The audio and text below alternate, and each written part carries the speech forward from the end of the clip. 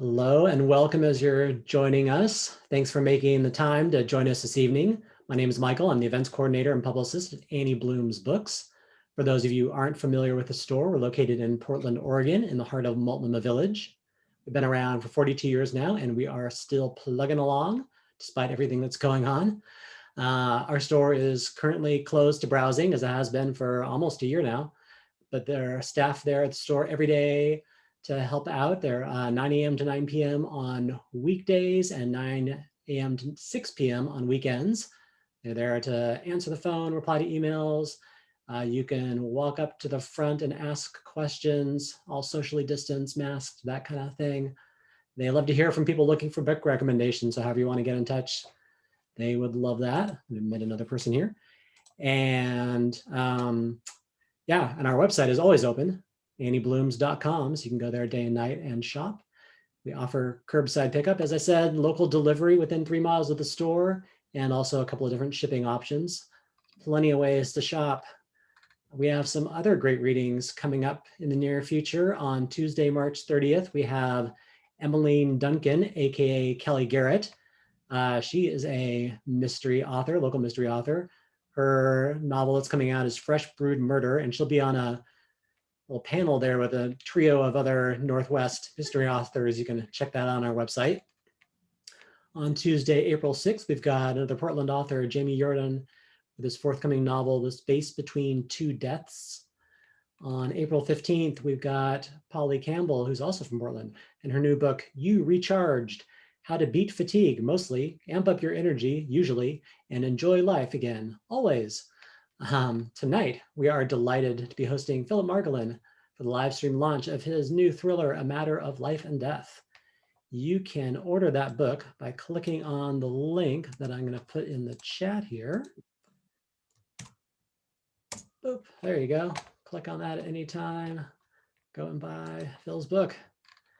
So Phil's going to do a talk and a reading, and then there'll be a Q&A session following that. So hold on to your questions or type them in the chat, and we'll scroll back up and look for them. So about the book, A Matter of Life and Death. The master of the courtroom thriller returns with a classic mind-bending puzzle as attorney Robin Lockwood must face her most challenging case yet, with everything stacked against her client and death on the line. Joe Lattimore, homeless and trying desperately to provide for his young family, agrees to fight in a no-holds-barred illegal bout, only to have his opponent die. Lattimore now finds himself at the mercy of the fight's organizers who blackmail him into burglarizing a house. However, when he breaks in, he finds a murdered woman on the floor, and the police have received an anonymous tip naming him the murderer. Robin Lockwood, an increasingly prominent young attorney and former MMA fighter, agrees to take on his defense. But the case is seemingly airtight. The murdered woman's husband, Judge Anthony Carrasco, has an alibi, and Lattimore's fingerprints are discovered at the scene. But everything about the case is too easy, too pat, and Lockwood is convinced that her client has been framed. The only problem is that she has no way of proving it, and since this is a death case, if she fails, then another innocent will die. Our author tonight, Phillip Margolin, has written over 20 novels. He just told me he's working on his 26th. Most of them New York Times bestsellers, including Gone But Not Forgotten, Lost Lake, and Violent Crimes. In addition to being a novelist, he was a longtime criminal defense attorney with decades of trial experience, including a large number of capital cases. He lives here in Portland, Oregon. Everybody welcome, Phillip Margolin. Hi. I'm still not used to doing these Zoom things, so I've been doing them, but it's sort of weird. I guess eventually I will get used to it. One of the things I want to mention is I love the Q&A session at the end. I am the first published author I ever met, and I didn't meet me as a published author until I published my first book. So I would have loved to have had the opportunity to ask somebody who'd written a book how to do it. I never had any writing class. I had one writing class. I got a C+ in creative writing in college. So it would have been really nice to have a chance to ask a writer who'd actually gotten published, how do you do this stuff? So I do like the questions, but just hold them till the end, and I'll stay and answer questions. And if I have to stay another hour, I will stay another hour, because that's the fun for me, is these questions and answers. Uh, the A Matter of Life and Death, I dedicate the book to people who do death penalty cases, and I did 12 of them. And I thought I'd talk a little bit about that and then get into a little bit more about the book. When I was in seventh grade, as a result of reading way too many Perry Mason novels, I decided that when I grew up, the only thing I wanted to do was be a criminal defense lawyer who tried murder cases. And for 25 years, from 1970 to 1996, that's what I did. I did 30 homicide cases. And death cases are different. By the time that Oregon's had a history of having the death penalty and not having the death penalty, it's gone in and out. In 1984, the death penalty that we have now came back in. And by that time, I tried about 15 regular murder cases. And my attitude was, well, this is just another murder case with a more serious penalty, no big deal. And then I had a real eye-opener. I went to a seminar. Now, since nobody in Oregon had done a death penalty case, nobody knew, what we were getting into. So the Oregon Criminal Defense Lawyers Association held a seminar to teach people how to do these cases. And they're very, very different, even from a regular murder case. And I talk about the differences in the book. And don't worry, the book's not a lecture on death penalty cases. It's a thriller with a surprise ending and twists and turns, a lot of action. But I do show how Robin tries a death case from beginning through to the end. So that's in there. But it's quite different from even the regular murder case. And I love the Oregon Criminal Defense Lawyers Association. They have been around for a long time, and they have the best seminars.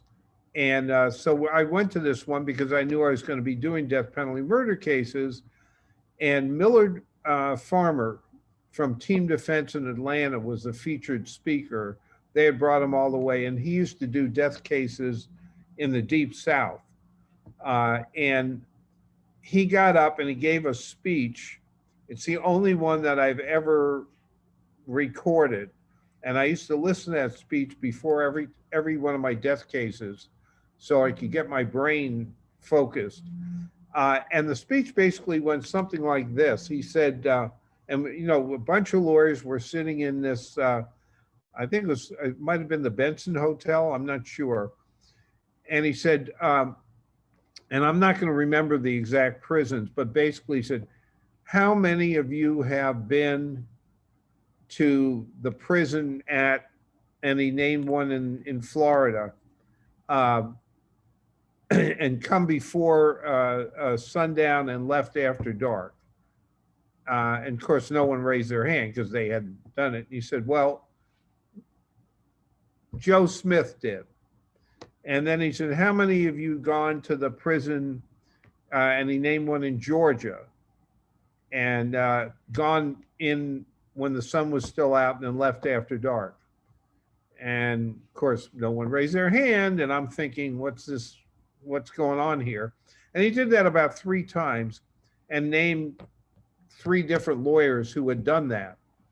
And then he said, the 3 lawyers I just mentioned are the cream of the bar. They're top tier lawyers. They're all excellent. And they all went to the prison before the sun went down and left after dark, and their client was dead. And the hair on the back of my neck just stood up. And all of a sudden it dawned on me that this was not just a regular old murder case with a little bit more serious penalty, that if I screwed up, if I didn't dot every I, if I didn't cross every T, the person I was representing could die. And over the years, um, when I was doing these cases, it became even more vivid for me because of two experiences that I had. Of the 30 cases that I worked on, um, two cases, I was hired in two cases after the client was convicted of murder with another lawyer, and both of these were sentenced to life in prison because it was prior to 1984, and they had the death penalty had not come back.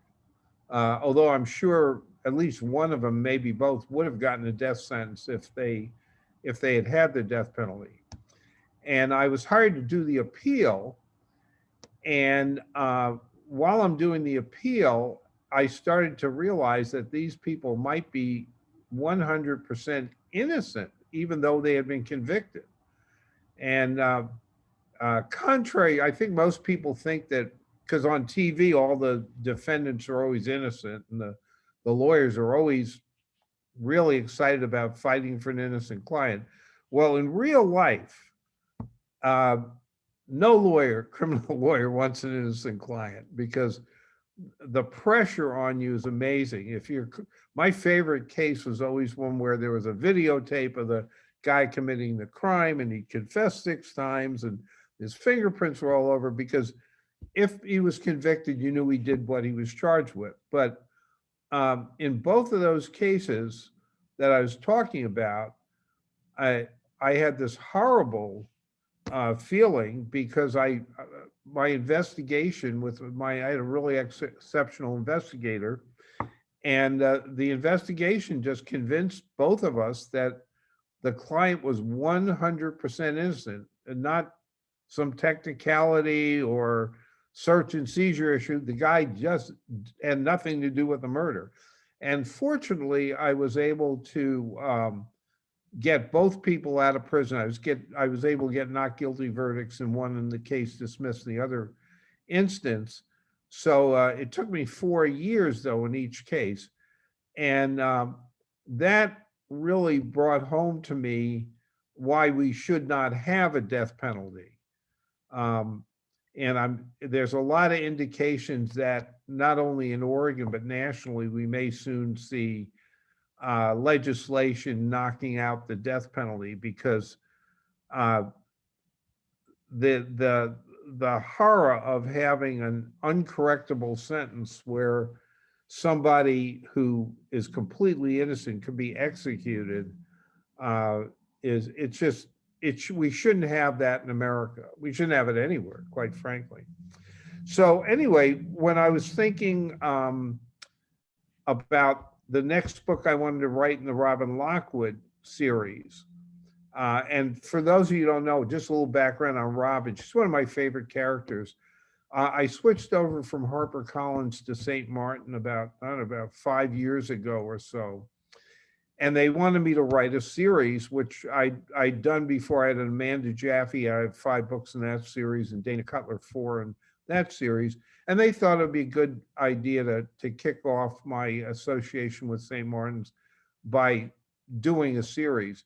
And I'm really glad they wanted me to do it, because Robin's one of my favorite characters.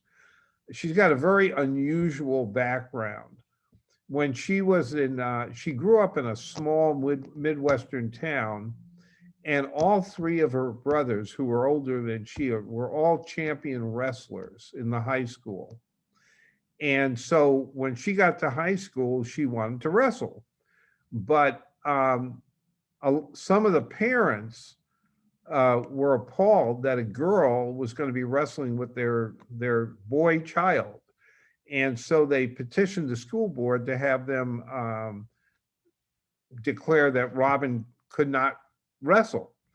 And Robin's dad hired a lawyer, and they sued the school board, and she won the right to wrestle on the team. And that convinced her that when she grew up, she wanted to be a lawyer because she'd seen what a lawyer could do, how it could right a wrong. And so she decided that's what she was going to do. Now, she did very well. She became the first girl to ever place in the district tournament. She took a third place her senior year. But then she went to college, and it was a university that was had Division I, a top Division I wrestling team. So she knew that there was no way that she would be able to make the team. But there was a gym nearby where they were teaching mixed martial arts. And there are a lot of women that compete in mixed martial arts. And by the time she was a senior in college, she was ranked in the top 10 nationally in her weight class. Now, Robin is extremely smart. And so she was able to be admitted to Yale Law School, which is one of the toughest law schools in the country to get into. And she paid part of her tuition at Yale by fighting on television in pay-per-view events and in Las Vegas. But during her first year in law school, she had a match with one of the top-ranked, second-ranked fighter who knocked her block off. And she had a concussion and short-term memory loss, and she decided that she'd rather duke it out with her professors than get her bell rung in the octagon. So she quit fighting, but she still has that background. Now, why did I do this? Why did I make her a high school wrestler and a top professional fighter? Well, many of my books have very strong women characters as the main characters. Amanda Jaffe and Dana Cutler are two of them. But in a lot of instances, or in the books, I do have women in very dangerous situations. And in real life, if a man and a woman fight, the man's probably going to win just because he has bigger upper body strength, and men tend to get in combat sports, so he might know a little wrestling or boxing. So I thought, well, how could I make it realistic to have my woman protagonist actually win fights with men? And I thought, well, I'll make her a professional fighter. And so that's what spurred me to give Robin the background that I just told you about. So in a matter of life and death, which I'll show you it's a great cover. I love the cover. I think they do great covers for me at St. Martin's. There's a couple of things that I've done that were inspired by my background as a lawyer. The first thing, of course, is what I talked to you about. I decided to have Robin representing a homeless man who's married, has a child, and he loves his wife and kid, but he's a short order cook and he got fired from his job.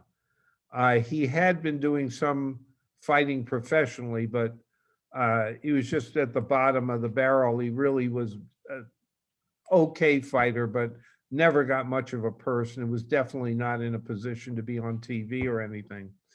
So he just is beside himself trying to figure out ways to earn enough money to support his wife and child and get them out. He's sleeping in one of these tent cities that the homeless have set up in Portland.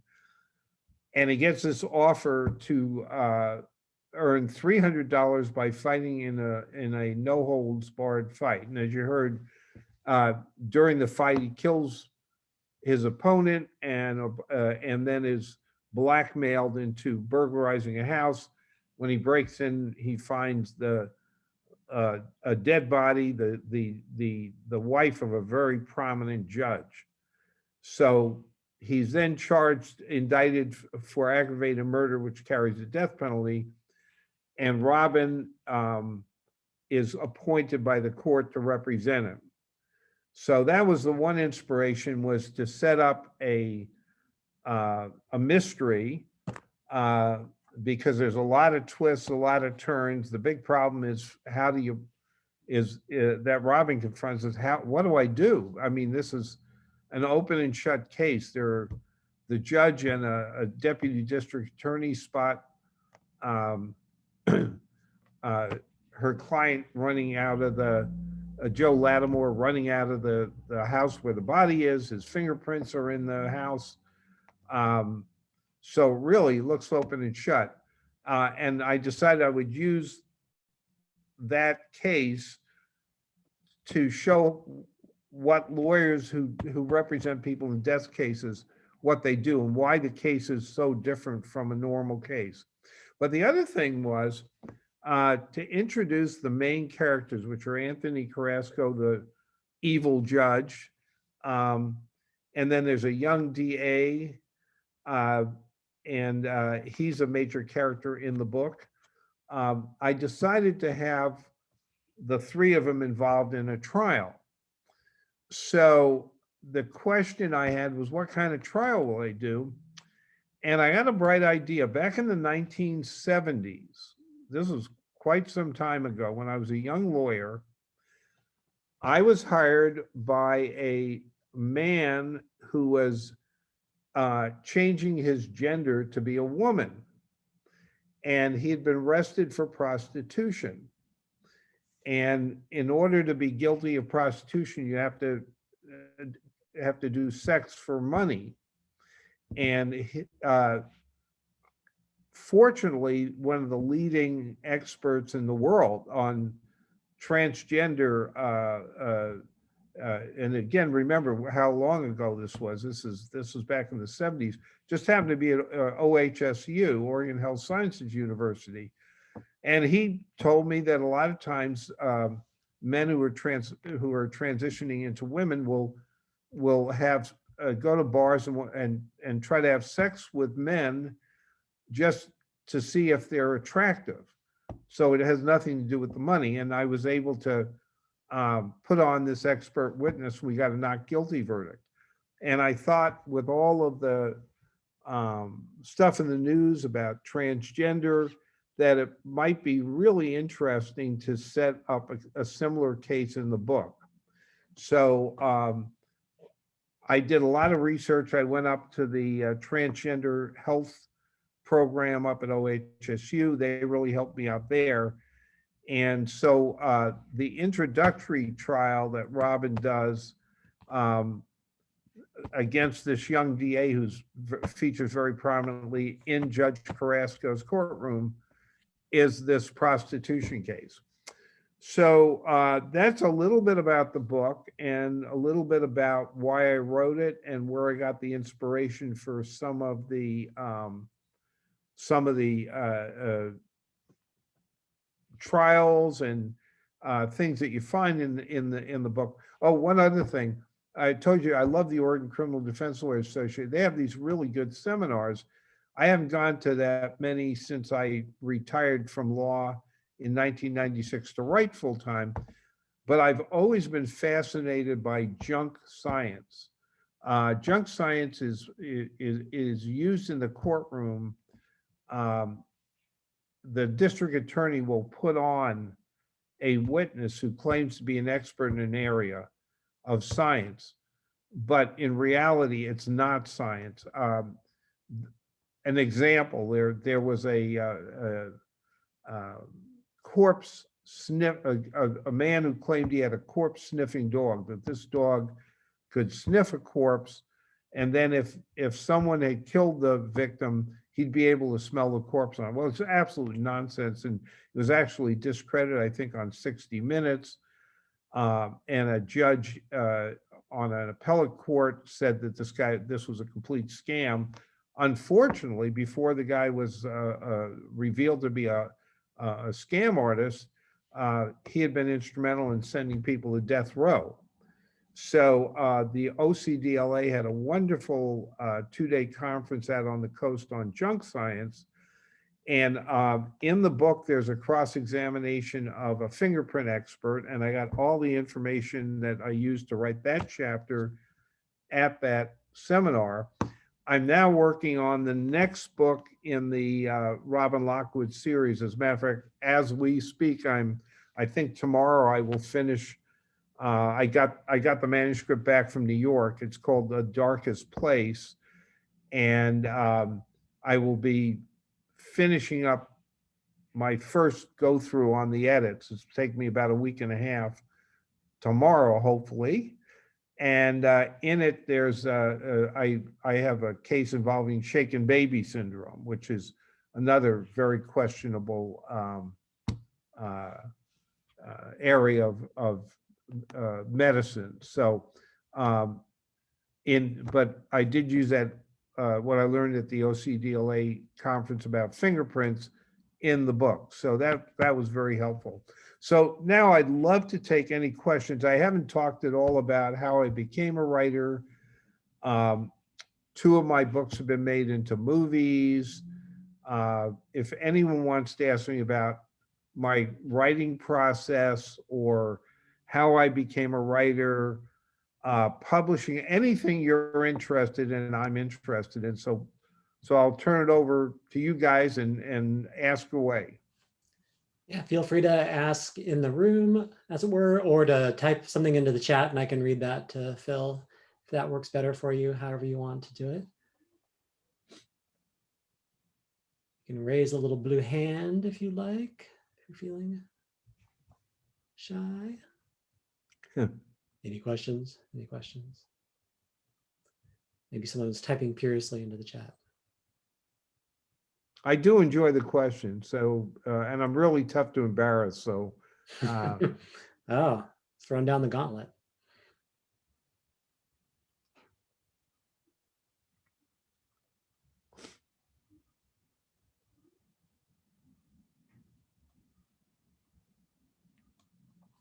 No questions. Your talk was too thorough. well, usually I don't talk about what I did as a lawyer. I usually talk about how I became a writer, even though I'd, been a criminal defense lawyer for 25 years and never ever thought about being a writer until I actually got published. So usually I talk more about writing, and this is the really first time I've ever talked about stuff I did when I was a lawyer. Well, maybe you could talk more about the writing origins. Unless you feel all these folks here whose names you can see have already heard that. I don't know if they have. I mean, I could talk for a little bit more. We have some more time about how I got to be a published writer, which is very bizarre. Oh, well, we do have a question from Kate Joseph. Oh, okay. She wants to know, can you read from the book to demonstrate some of the interesting dynamics you mentioned? Oh. Boy, I usually don't like to read because if you've read the book, then it's boring when you get to that part. And then if you haven't, it sort of gives stuff away. But what I could do is I could read the prologue. Yeah. That's sort of the 2-page introduction, and I could do that and see if maybe that'll stimulate something. The rain pounded on Ian Hennessy's windshield with the fury of a drum solo, making it almost impossible to see the road. It seemed like Ian's bad day was never going to end. The day hadn't started badly. It had actually started as one of Ian's best days. Shortly after court began, the young deputy district attorney had won a difficult motion to suppress. That victory had prompted the defendant to plead guilty in a case Ian was worried he might lose. His next case had resulted in another plea, ending the morning docket with 2 victories. Ian left the courtroom with a big smile on his face. He was on his way to his office to boast about his victories when he received a phone call. An hour later, he was basking in the afterglow of the best sex he'd ever experienced. And then Ian's wonderful day took a 180-degree turn, and the woman he loved threatened to destroy his life. People sometimes said that they were in hell. Ian really felt that he was as close as you could come to the real thing. He knew he wasn't the best person. He listened to the podcasts and read the online articles about his generation, how they felt entitled and wanted it all right away without working for their goals like past generations. Ian fit the stereotype. His wealthy parents had indulged their only child and used their influence to get in places he didn't deserve to be. And he had taken what they'd given him without an ounce of gratitude. Then he'd be given a job he didn't deserve and had taken for granted at first, but had come to love, a job that could be ripped away from him at any moment through no fault of his own. Turn here, said Anthony Carrasco. Ian turned into Carrasco Street, where multi-million-dollar mansions stood on large manicured lots. Ian was surprised at how poor the street lighting was, considering the wealth of the people who lived here. Even with his brights on, the downpour was so powerful that he was having a hard time seeing the road. That's why Ian was shocked when his high beams fell on a man who was standing in the middle of the street. Ian hit the brakes. The man froze in the glare, then threw an arm across his face. "Who is that?" Carrasco shouted as the apparition shot across the street and into the woods. "I have no idea," was Ian's bewildered reply. "It looked like he was coming from my house," Carrasco said. Ian pulled into the driveway and his passenger jumped out. Ian followed him inside, and his bad day got a lot worse.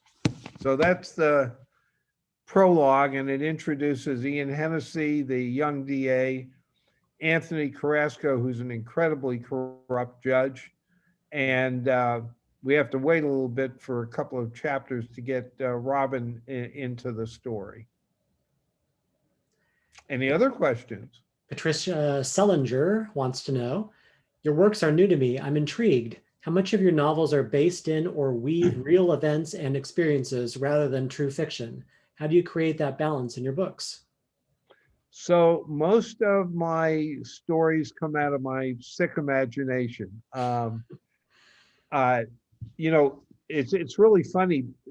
People, I think, form their ideas on what it's like to be a criminal defense lawyer from watching television, and they assume since I did 30 murder cases, I must have 30 novels.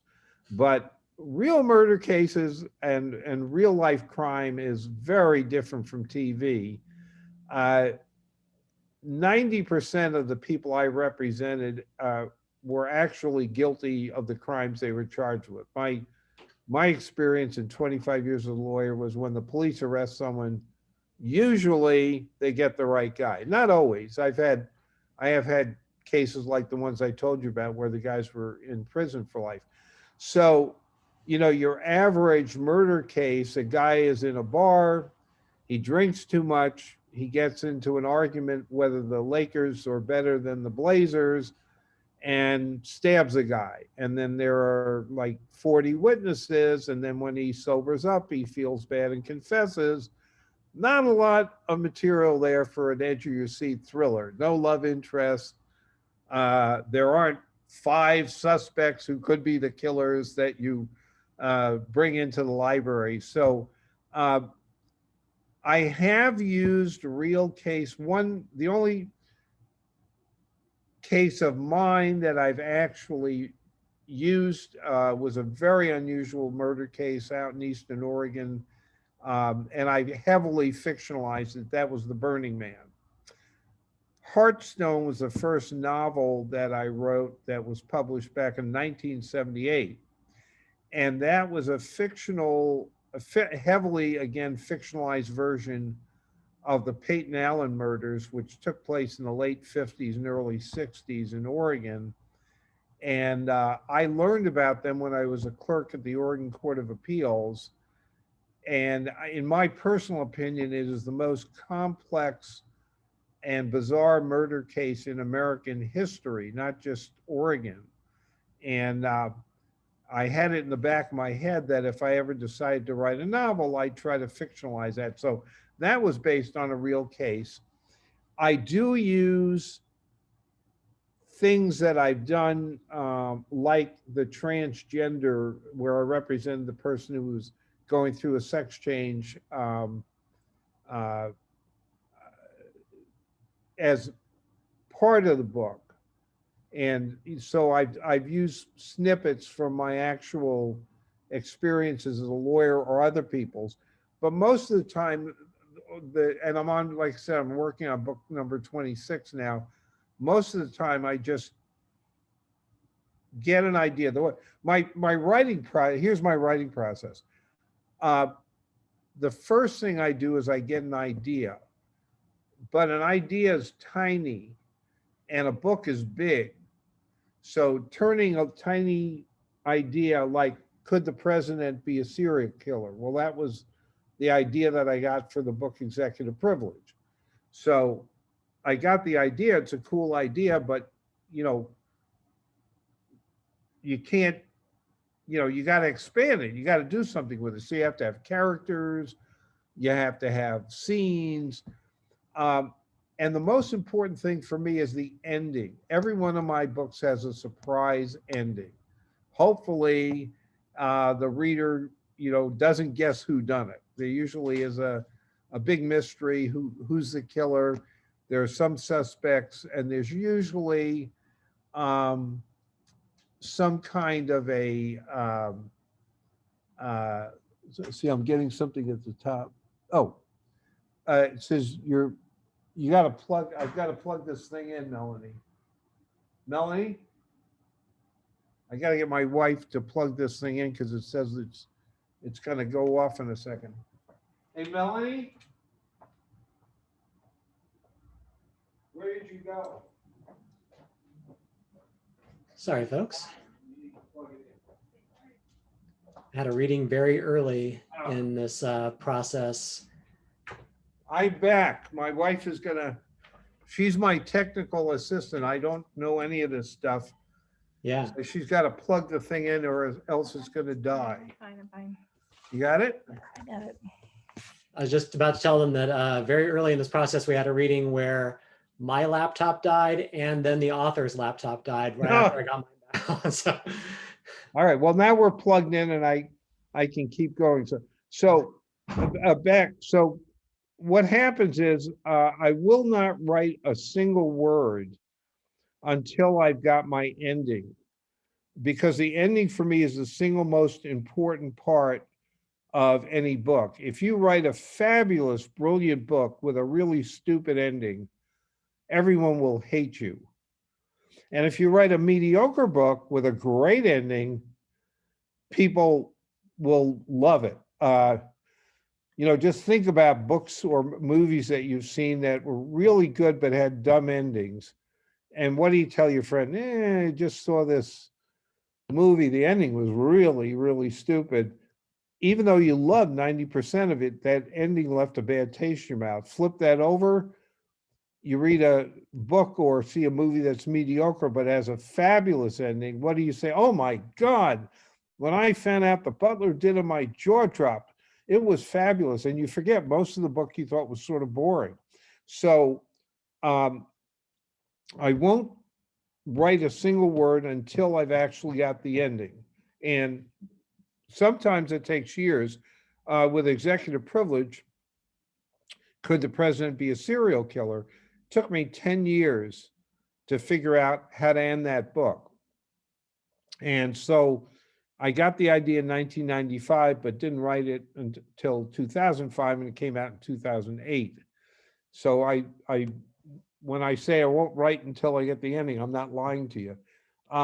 Once I've got the ending, then what I do is I do a very extensive outline. So I think about my book way before I start writing the book.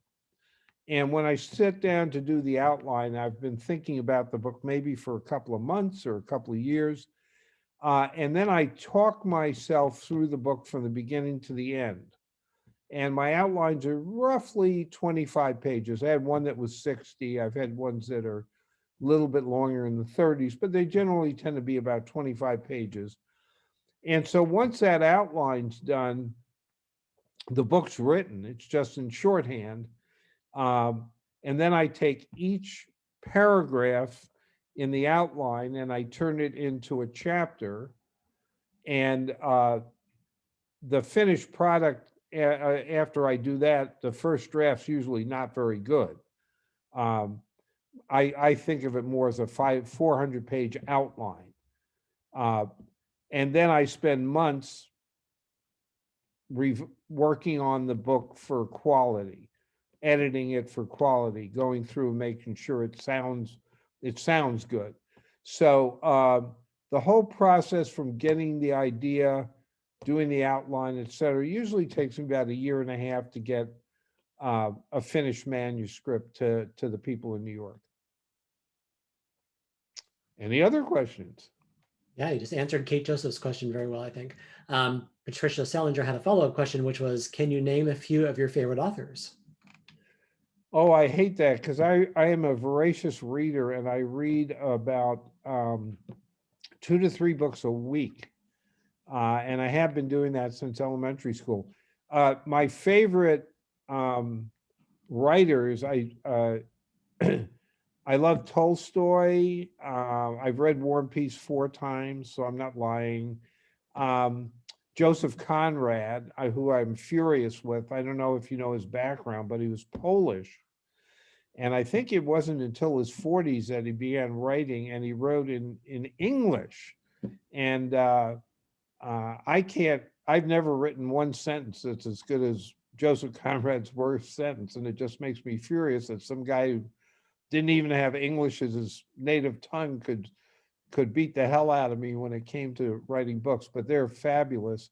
Yukio Mishima, who's Japanese writer, passed. He's dead. And there's so many that I really, Wallace Stegner, and I just can't even name all. My favorite books are War and Peace,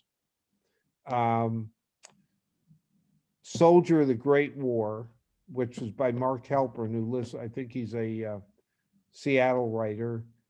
And I love A Gentleman from Moscow by Amir Tolls, which came out several years ago. And I think it's the perfect novel. It's just magical. And then as far as mysteries go, my favorite thrillers are Relic by Preston and Childs, Red Dragon, which is the first Hannibal Lecter book, and it's about as perfect a book novel as you'll ever find. The construction's just fantastic. 2 books by Stephen Hunter, A Time to these are, I think, the 2 best thrillers I've ever read. Point of Impact, and then Time to Hunt. And and then my favorite all-time thriller is a book called Stone City by Mitchell Smith. And Mitchell Smith, it's a 600-page thriller. If you've ever wondered what it would be like if you were sentenced to a horrible prison, it's about a college professor who commits vehicular homicide and is sentenced to this awful prison, and there is a serial killer in the prison who's killing the horrible inmates. And this book is as well written as any literary novel I've ever seen. The character development's beyond belief. I hated the ending. I always tell people that I really didn't like the ending at all. And it's got flaws, but with all the flaws, I think it's 10 times better than any other thriller I've ever read. So those tend to be my favorite thrillers and novels. Great recommendations. Cool. And Kate Joseph wants to know, which of your books would you recommend as the first to read? Okay, so my first bestseller, Gone But Not Forgotten, I think is probably the best thriller I've written. That and Executive Privilege, about the president. Warning though, Gone But Not Forgotten is pretty freaky. There's a funny story about that. The book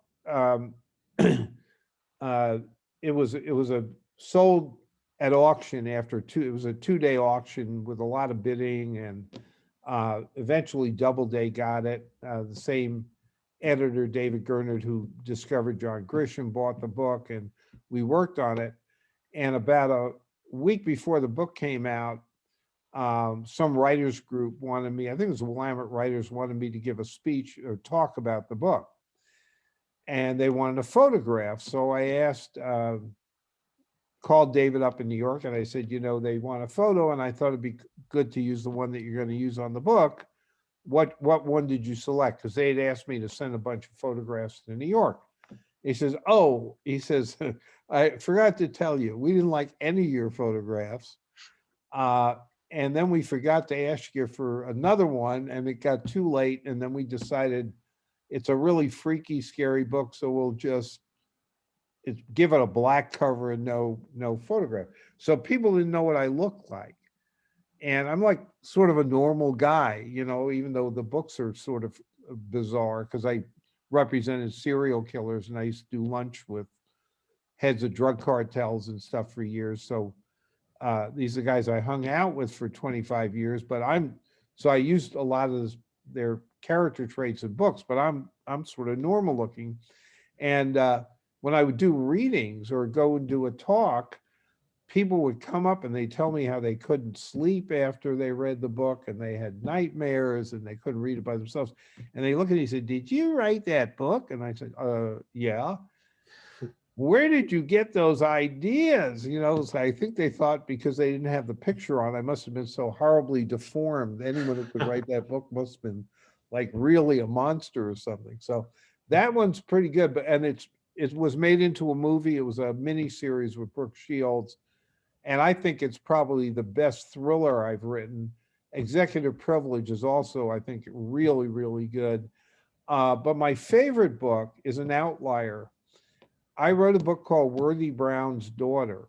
It's a historical novel set in 1860, and it was inspired by the Holmes v. Ford case, an 1853 case that that held that you could not have slaves in Oregon. People don't know this. When you think of slavery, you always think about Alabama and Mississippi, but we had over 70 slaves in the Oregon Territory in the 1840s and 50s. And this heartbreaking case, Holmes v. Ford, was the one that eventually held that you couldn't have slaves here. And it took me 30 years to write that book. It was a real labor of love. And when it came out, I think it's definitely the best thing I ever wrote. It really talks about some very serious issues like dealing with loss of a spouse, slavery, but it does have a mystery involved. There is a surprise ending in the middle of a murder trial at the end of the book. So it's a good read, but it is a lot meatier than some of the other books that I've read. Or written. Written. Yeah. And the ones that you mentioned, aside from that one, are those do they introduce a protagonist? I know you've had several protagonists over the years, so. No, Gone But Not Forgotten is a standalone. But Executive Privilege is there's 4 books that star Dana Cutler, and it's sort of an ensemble cast. Keith Evans is an FBI man. Brad Miller is a young lawyer, and I call my Washington trilogy. The Executive Privilege takes place in the White House. Then Supreme Justice takes place in the U.S. Supreme Court. And then Capital Murder, which is the third one, takes place in the U.S. Senate. And then Dana was such a popular character that I gave her own book with none of the other people in it, and that was Sleight of Hand.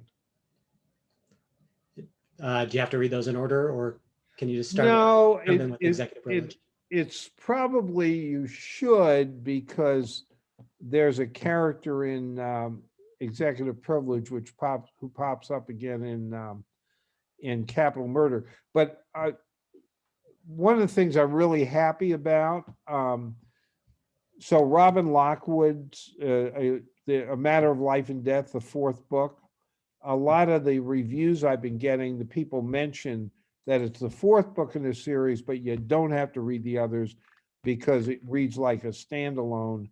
And every time I've written a series, I've tried to make the book read like a standalone, and I'll give some brief background about the characters that were in other books or situations. But I just hate it if I looking for a book at a bookstore and, oh, this looks interesting, and it turns out to be the third book in the series, and I have no idea what the hell's going on because I didn't read book 1 and 2. So I'm really conscious about every one of my books, if they're in a series, writing it like a standalone. And it's interesting, I think I have about half my books are standalones, and then half are in some kind of series. So it just sort of turned out like that. I stayed away from a series for a long time because I was afraid I'd get locked in and would only be able to write about this one character. So it wasn't until my 9th book that I actually did a series, a book. It was the second book in the Amanda Jaffe, because I felt since everything else had been a standalone, I had enough. I could do both. I could jump back and forth and not, be locked into one character. Cool.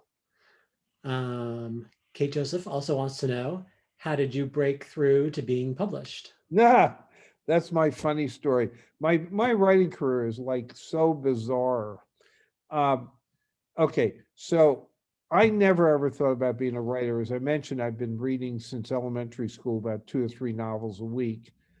And I was in awe of writers. I just never dawned on me that I could do it. It seemed impossible to write a big book. So it was literally never on my horizon. Um, and then I got that C+ in creative writing in college, was the only writing course I took. So what happened is, in between college and law school, I was in the Peace Corps in West Africa, and then I came back from West Africa, and I went to NYU Law School, but I worked my way through teaching junior high in the South Bronx, which was at that time the highest crime rate area in New York City. So between teaching full time during the day and going full time law school at night, I had no free time. But then my last semester, to get through in 3 years like the day students, I took summer classes. And by the time my last summer classes came around, I had a job waiting for me in Oregon, clerking for the chief judge of the Oregon Court of Appeals. And my wife had graduated from college and got a job so she could pay the rent on our apartment for the 2 months that we were going to still be in New York. So I didn't have to teach. So I had a free summer. And I didn't know what to do with myself because I'd always worked, since I'd always had some kind of job since I was a kid. And this is the first time that I had a big chunk of free time. And I thought, well, I'm going to try to solve one of life's mysteries, which is, how do these guys write 400 pages? It seemed like impossible. So I decided to write a novel based on my experiences in West Africa and the Peace Corps. And it took me a couple of years to do it. It wasn't good. One of the things, when you're a lawyer, you're trained to be very objective about your work.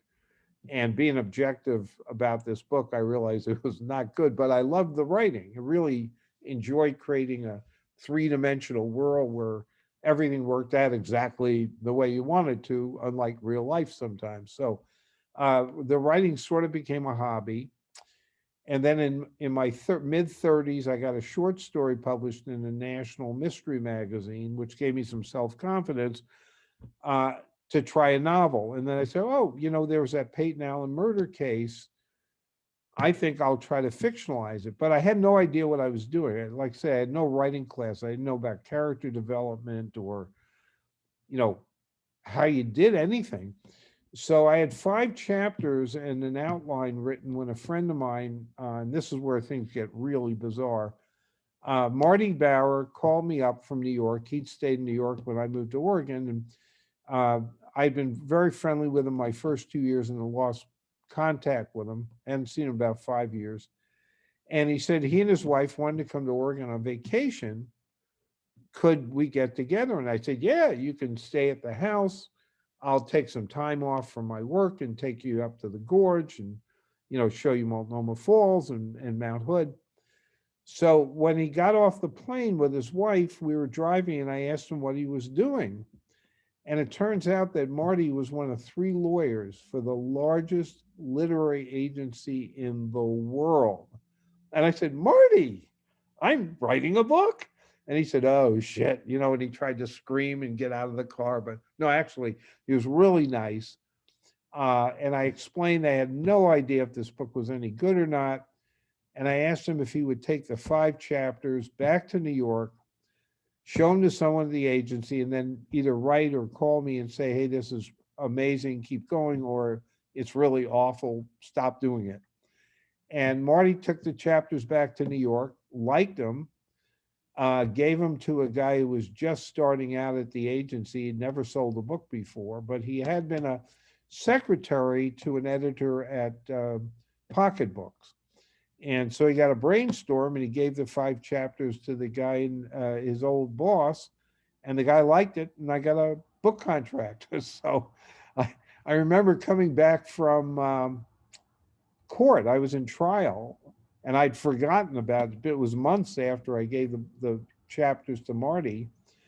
And I was court recess for the day, and I came back assuming everyone would be gone because it was sort of late. And everyone was sitting around with champagne. And I said, oh, what happened? I thought someone had won a case. They said, well, your agent called, which I didn't know I had one. And they sold your book. I mean, so that is how I became a published author. And it's of no use to anybody. People always ask, how do you get published? And I always tell them, go to law school, get really friendly with some guy who's at a big literary agency. But really, it's the whole writing career has been like that, very strange. That's a great story. Wow, crazy. One last question here from Patricia Sellinger. Given the intensity, some of your subjects and characters, how are the narrators selected for the audiobooks? Do you have any say in the decision? I don't have much to do with that. There's a wonderful audio division at St. Martin's, and then at all of the publishing houses have had really great audio people. My contract with Harper, and I'm not sure if it's with St. Martin's, but it said that if I read the book myself, I would get a higher royalty. But the people there made it pretty clear that they would rather sell the book than have me narrate it. And quite frankly, I don't think I would do a really good job. So they have actors whose specialties are narrating audio books. And the people at the that do the audios, try to figure out who'd be good for this particular novel as a narrator. So I have nothing to do with that, but I've gotten a lot of feedback over the years about how happy people are with the narrators. And what was interesting, Gone But Not Forgotten won the first, I think it was the first time they had an audio award at the American Booksellers Association. It won the award as the audio book of the year. And I'm trying to think of her last name. I'm having a senior moment, but uh, the narrator was really, really good, was a movie actress. She was in Major League, and that was I'm just really feel bad I can't remember her name, but she did a great job, and she narrated several of my books with Doubleday and then won the award as, for the audio book. So um, that was pretty exciting. Very cool. All right. Well, any last questions for Phil before we wrap up here, folks? Anything you're interested in. These have been some pretty good questions. So Yeah, definitely. All right. oh, I think we have it. Maybe. there's one down here. Uh, Oh, that was the George Patricia. Joseph. Yeah, what I couldn't read the whole thing. Oh yeah, I think we got through all the ones that are in the chat. So she said her father was George Joseph, who I knew very well. He was one of the chief judges of the Court of Appeals, and I had actually argued cases against him when he was a lawyer, and always loved to go get in front of him or talk to him because he was a very interesting guy. Cool. So is that it? I think that might be it. Thank Okay, you. well, thank you so much. I really appreciate your coming out, and I hope it's been entertaining and you've learned some stuff. And I think I'm going to be signing copies of the book at Annie Bloom's. So if anyone wants an autograph copy. Yes, thank you for mentioning that. Yeah, there I put the link in the chat again, so you can go there to Annie Bloom's and buy the book online, and leave a note in the comments section about how you would like that signed if you want a particular way of getting that signed. Yeah, And the one thing I like is I usually personalize them, say to Mary or to Bob. yeah, But let me know if you want it personalized, if you want it signed and dated or just signed. The very first time I ever signed a book I I started personalizing it, the guy went crazy because he was a collector. And so I learned that you always ask and also spell your name because John, John, is sometimes Jon.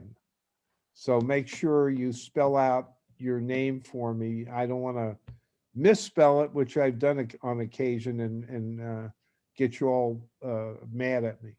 we'll make sure to print out your orders for Phil when he comes in to sign, so have all your information on there. Thank you, everyone, and we hope to see you at future events. Thank you, Kate. It's very nice. And yeah, we'll look for those orders, and then we'll get Phil in to sign them, and we'll get your books to you. All right, thanks so much, everyone. If you missed any of this or want to share it with a friend, I'll put it up on our Annie Bloom's YouTube channel, hopefully tomorrow or the next day, so you can look for it there. And have a good night, everyone. Take care. Thank you.